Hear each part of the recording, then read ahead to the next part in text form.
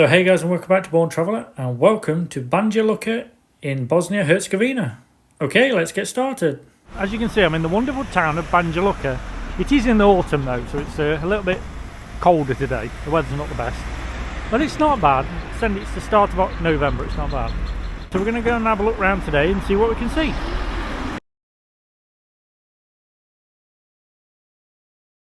So when it comes to accommodation here in Banja Luka, there are hotels, but unfortunately they're quite expensive. They start around $35 to $40 a night, so really not that reasonable.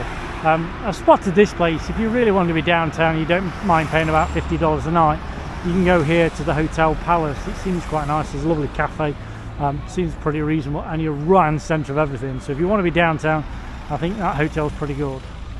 My recommendation though would be to get an Airbnb or an apartment off booking.com. Although mine is a little bit out of the city, but if you use the bin scooters, it's actually really easy to get about town.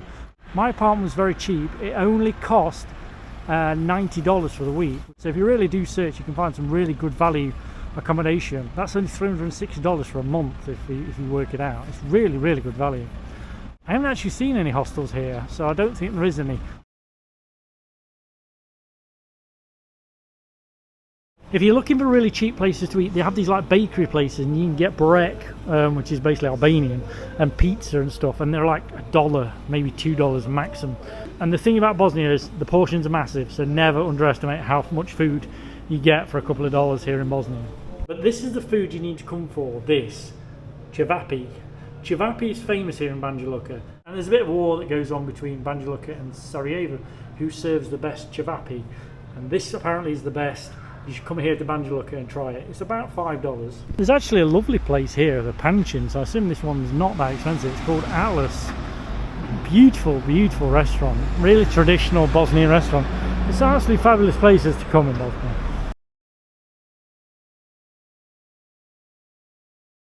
So when it comes to things to see and do here, the main thing is to see the fort, Fort Castel.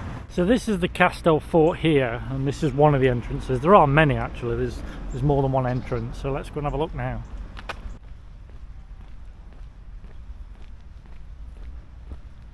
The actual fort is right in the centre of the city, so it's kind of been integrated into the city itself, so you can actually, looks like you can actually drive through it. There's all different parts.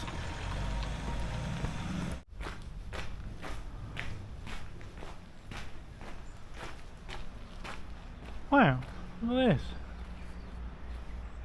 So if you go through that little entrance there, you come to the river again. You've got this beautiful outer wall here, and there's a little restaurant, some people fishing, and that's where I started my journey here on the bridge there. The origins of the fort actually originate back to the Bronze Age, and this bit here is Roman, and then the rest of it was built by the Turkish in about the 15th century.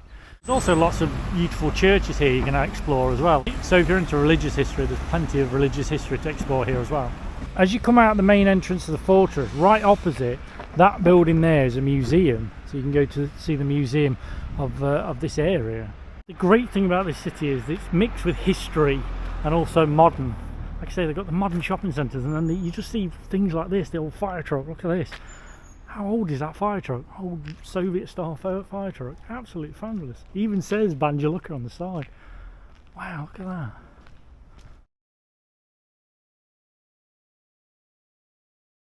So when it comes to shopping here, the main one here is this one. I think it's called Delta Planet, or it's called Reserved, I'm not quite sure. There's a big shopping centre kind of near the train station, bus station, and they have like New Yorker, H&M and all the shops you want. And there's another one called Springfield in town. They have LC Waikiki, Sports Vision and other ones. You can get SIM cards here from MTEL as well.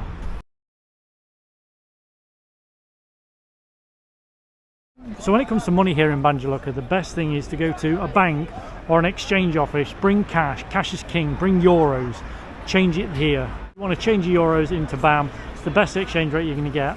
There are ATMs here, and the best place to go is NLB Bank. It's one of the best places to get your cash out. It doesn't charge you that much money.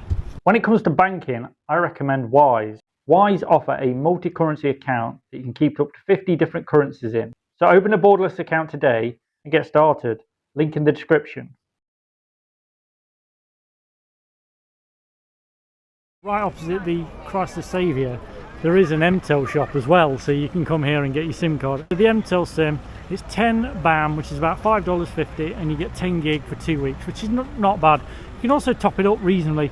You basically pay 3 BAM and you get 30 gig for 3 days, so if you're using a lot of data, it's not too bad. So when it comes to healthcare here in Banja Luka, it's okay. There's lots of big pharmacies, you can get most medicines, but you need a prescription for any kind of antibiotics, which is quite frustrating, so you'll have to go to a doctor. There are good hospitals here because it's actually a capital city, so there are two good hospitals here.